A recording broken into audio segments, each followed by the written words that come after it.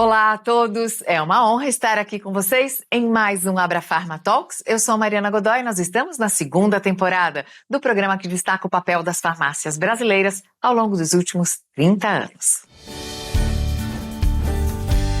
Hoje nós recebemos uma personagem ativa que ajudou a consolidar uma das mais importantes conquistas do mercado farmacêutico e da população, os medicamentos genéricos. Eu recebo a Thelma Salles, que desde 2012 é presidente executiva da Progenéricos. É um prazer ter você aqui com a gente, Thelma. O prazer é meu. Muito obrigada pelo convite. Thelma, em primeiro lugar, eu gostaria de revelar o meu orgulho por ver aqui uma mulher com uma participação tão longeva, tão ativa no mercado farmacêutico e dizer que você tem uma história vitoriosa, não só na Progenéricos, mas também em indústrias como a Axê, a EMS, a Sandoz. Eu quero saber como foi ganhar espaço e voz num setor majoritariamente masculino. Mariana, essa é uma pergunta que me fazem sempre, eu tenho muita tranquilidade para responder. Eu estou no segmento farmacêutico praticamente desde que eu nasci. Meu pai tinha farmácia, então eu fui convivendo, com os medicamentos e o tratamento das pessoas. Quando eu fui trabalhar com a indústria, eu trabalhei na distribuição. E aí também fui a primeira mulher compradora na indústria, na distribuição. Isso para mim foi sendo muito bom, eu fui ganhando espaço e morei fora do Brasil um tempo. Quando eu voltei, eu fui também por esses caminhos, Eu tive a oportunidade de ir para a indústria justamente por uma empresa de genéricos. Na época chamava Exal, que era a primeira de genéricos na Alemanha, a segunda no mundo. A Exal foi comprada pela Sandoz, 5 anos depois, mais ou menos, quando eu estava lá. Fizemos uma fábrica grande, tudo. E depois de um tempo que eu estava na Sandoz, recebi o convite para ir para a EMS, depois fui para o Axê e depois também fui convidada para ir para a Progenéricos.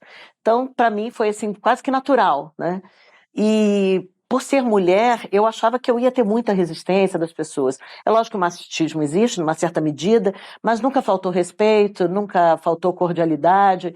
Então, para mim, foi um caminhar bom, muito tranquilo.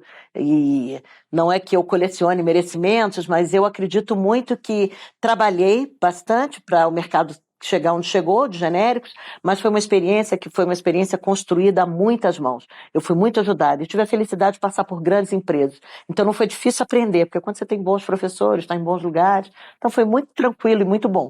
E é bom também quando existe uma história de respeito, como você diz, E sem aquela presunção de que por ser mulher vai para a área de cosméticos ou vai trabalhar com beleza. Não é na distribuição. Começa na indústria, mas na distribuição tudo bem. Na distribuição, então, eu tinha uma equipe praticamente masculina. Acho que eu tinha uma funcionária só mulher. Era muito interessante porque, ao receber tantos homens, ao lado de tantos homens, essa não era uma questão que nos diferenciava. A gente conseguia trabalhar bem e era impositiva, tinha meta para cumprir, nós tínhamos desafios iguais, Então, foi muito tranquilo. Conheci as farmácias, as redes de farmácia, alguns associados da Abrafarma eu conheci nessa época. Então, esse caminhar foi tranquilo. Como dizem hoje em dia, foi orgânico. Parabéns pelo exemplo, Thelma. A gente agora vai falar do mercado de genéricos, porque mesmo antes da Progenéricos, você acompanhou de perto esse movimento que culminou com a aprovação dos medicamentos genéricos aqui no Brasil. Relembra um pouquinho pra gente desse movimento? Olha, quando a lei de genéricos, foi publicada, para mim foi uma coisa muito desconhecida, Ninguém sabia o que eram genéricos no Brasil. E eu tive aí, eu te falo que sempre a sorte, a coincidência, o estar na hora certa, no lugar certo. Eu entrei para trabalhar com genéricos exatamente com com a maior empresa de genéricos da Alemanha na época. A Anvisa tinha acabado de ser criada também. Então foi uma construção tanto da regulação quanto do mercado. E aí eu tive a oportunidade de ver o mercado nascer, os primeiros registros. Os primeiros registros de empresa multinacional, de empresa nacional, e o mercado foi crescendo, e eu fui acompanhando a transformação das empresas. O parque industrial, transformação mesmo, você vê empresas pequenas, com protagonismo, ainda pequeno, ganharem espaço. E isso foi muito gratificante, você ajudar a construir o mercado, tanto do ponto de vista da qualidade, eficácia e segurança, quando você vai discutindo normas, quanto do varejo, né, se colocando. Eu vi as redes crescerem, as farmácias se posicionarem, e foi muito, muito bom. E hoje, quando eu olho para o mercado genérico, com essa participação de 35% do mercado, ou seja, de 100% das caixinhas vendidas, 35% do varejo é de genéricos, e se a gente colocar o institucional, que é aquilo que vende para governo, a gente chega perto de 50%. É muito bom saber que os genéricos são, sim, uma ferramenta de acesso, de facilitador também, uma ferramenta que ajuda o SUS, né, muito, porque pessoas bem tratadas não vão ter doenças graves, e o genérico contribui muito para isso. Então, assim, é um caminhar bastante, como é que eu posso dizer, de muito orgulho. Não, mais do que ter caído simplesmente no gosto dos brasileiros, os genéricos são imprescindíveis para a manutenção da saúde do povo brasileiro. Agora, eu ia te perguntar exatamente o tamanho desse mercado. Eu não fazia ideia de que a participação estava em 1/3, um pouco mais de 1/3 de tudo que é vendido. Mas houve resistência no começo? Você se lembra de como foi a aceitação? Sim, às vezes a gente ainda se depara com elas, e eu atribuo só ao desconhecimento, né? Os medicamentos genéricos são exatamente iguais aos medicamentos que eles copiam, as referências. Eles têm que ser exatamente iguais, tanto no efeito terapêutico quanto adverso. Você faz testes, faz a bioequivalência para fórmulas sintéticas, que são aqueles testes feitos com o medicamento referência, com o medicamento que você está propondo ser a cópia, né? E você consegue mostrar em níveis, né, técnicos, com comparações gráficas, estatísticas, você consegue mostrar o nível de igualdade desses produtos. Então, quando alguém diz para mim assim, mas eu não quero genérico, aí eu vou explicar, porque eu acho que é só o desconhecimento que a pessoa tem, né? Não é razoável imaginar que uma empresa que faz medicamento de referência, ao fazer o genérico, vai abrir mão da qualidade, da eficácia e da segurança. Mas isso é importante porque aqui no Brasil existe toda uma fiscalização e existiu todo esse empenho na criação dessa base sólida. O que a gente vê, por exemplo, acontecendo na Índia com a fabricação dos xaropes para crianças, agora mortes de crianças na Índia, no Paquistão, por causa de remédios que estão sendo feitos com produtos de má qualidade, isso não acontece aqui no Brasil. Não, a nossa matéria-prima, ela é toda testada, né? Nós compramos insumos de fora, nós fabricamos muito pouco dos insumos que utilizamos, mas a regulação sanitária é muito efetiva. A Agência Nacional de Vigilância Sanitária, quando constrói, né, e eu digo constrói porque o arcabouço regulatório está sempre em aprimoramento, ela se espelha nos patamares mais elevados e exige das empresas que isso seja cumprido. Então, as empresas nossas, né, e eu vou falar das minhas associadas, elas têm inspeção da Anvisa nacional, mas tem também das agências internacionais, como o FDA, EMA, porque também exportam, porque também já estão em outros países. Então, eu não posso atribuir a outra coisa, senão ao desconhecimento, quando alguém se recusa ou faz alguma óbice ao genérico. Me conta um pouco sobre sua chegada a Progenéricos, como começou essa parceria, o que mudou do início para cá. Eu acho bacana os nossos espectadores saberem como essa entidade se tornou a maior porta-voz da indústria de genéricos. A Progenéricos nasceu exatamente, né, quando os genéricos nasceram, né? Então, eu participo da Progenéricos desde o início. Nessa época eu estava na Exal, que era essa empresa alemã, e eu representava as multinacionais, né, a voz das multinacionais. Depois eu fui para a MS, fui para o Axê, e eu venho acompanhando o crescimento da Progenéricos.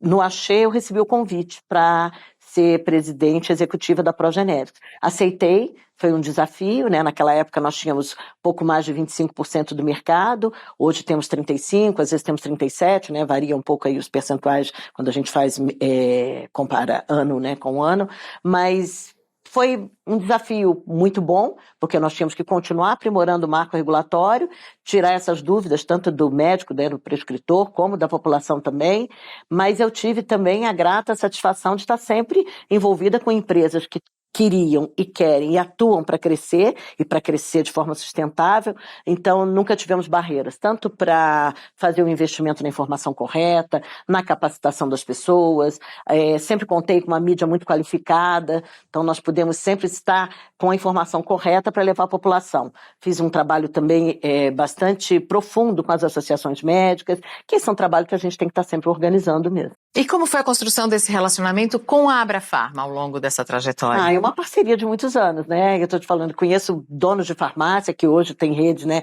E que estão na Abrafarma. Hoje o presidente executivo, né? Que é o Sérgio Manabarreto, é uma pessoa que eu conheço também há mais de década.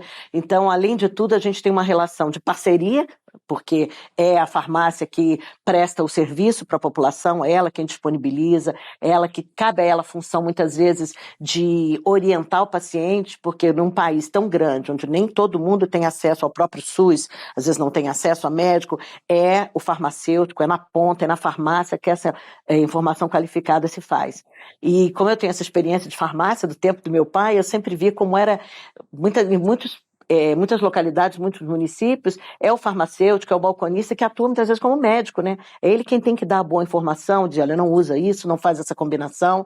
E, bom, eu sempre vi a farmácia como o melhor amigo da indústria. E assim essa relação foi crescendo. E com a Abrafarma não foi diferente. Os diálogos são sempre muito proveitosos, a gente procura trabalhar junto, a gente discute políticas de acesso, principalmente num programa muito interessante, que é o Farmácia Popular, né, onde as farmácias que fazem parte da Abrafarma estão incluídas nesse programa. Então, assim, é uma parceria muito boa, porque ela se faz com muita verdade daquilo que pode ser feito. É lógico que às vezes temos embates, né, obviamente, né, todo mundo disputa espaço, nós estamos falando de parcerias comerciais, e as parcerias comerciais muitas vezes exigem, né, entendimentos que precisam ser colocados, né, mas nunca faltou respeito, nunca faltou a comunicação correta. Então a parceria com a Abrafarma, eu posso dizer que ela é muito proveitosa e divertida também, né, porque a gente encontra muitas vezes, não só nos eventos de premiação, mas nos eventos onde a gente vai discutir questões muito técnicas, mas tem sempre muita leveza, né? E a gente consegue até se divertir quando está trabalhando. E com o varejo farmacêutico como um todo, essa relação com pequenas e médias farmácias, ela já está bastante madura ou é um segmento que ainda precisa avançar um pouco mais na incorporação dos genéricos? Eu posso dizer para você que vai muito bem, vai fluindo, né? Vai fluindo bem na medida em que, acho que uma relação comercial ela vai ser tão boa quanto os dois parceiros, né? Ou três, os parceiros envolvidos quiserem. Então eu vejo que há muito respeito das farmácias pelas indústrias e essas conversas, esses diálogos, as práticas comerciais, elas vão se estabelecendo. Então não só com a Abrafarma, mas com outras associações também de varejo, a gente tem um ótimo relacionamento, são ótimos parceiros. É sempre possível fazer boas discussões. Em algumas das suas entrevistas antigas, você analisa sempre a importância que os genéricos podem vir a assumir na área de medicamentos de especialidades. Eu gostaria que você falasse um pouquinho sobre essa tendência. Olha, o mercado de especialidades é um mercado de medicamentos mais caros, né? Doenças muito específicas, doenças como câncer, doenças autoimunes, doenças que você precisa tratar a população, mas com um custo maior, porque você precisa de terapias um pouco mais avançadas. Então nós temos na nossa associação também, nós cuidamos do que nós chamamos de biosimilares, que são as cópias dos medicamentos biológicos, né? E a gente chama de biosimilares porque eles não são cópias idênticas, né? Elas têm que passar por vários testes para mostrar por meio de comparabilidade, que elas podem substituir. E os biosimilares, eles chegaram no Brasil, a legislação também é recente, tem 10 anos, nós já temos aproximadamente 57, em torno de 60 produtos biosimilares registrados e vão ajudar muito nesses tratamentos para doenças que a gente pode chamar, que são doenças mais severas e tratamentos mais sofisticados. Então, é importante a presença desse mercado e eu tenho certeza absoluta que naquilo que for possível ser dispensado pelo varejo, o varejo vai contribuir da mesma forma, né, que contribui com o esclarecimento correto, com a dispensação correta no varejo, que eu posso dizer de maior escala. 35% hoje de participação no mercado, até 50% se a gente contar com o SUS. Você vê espaço para crescimento nessa fatia?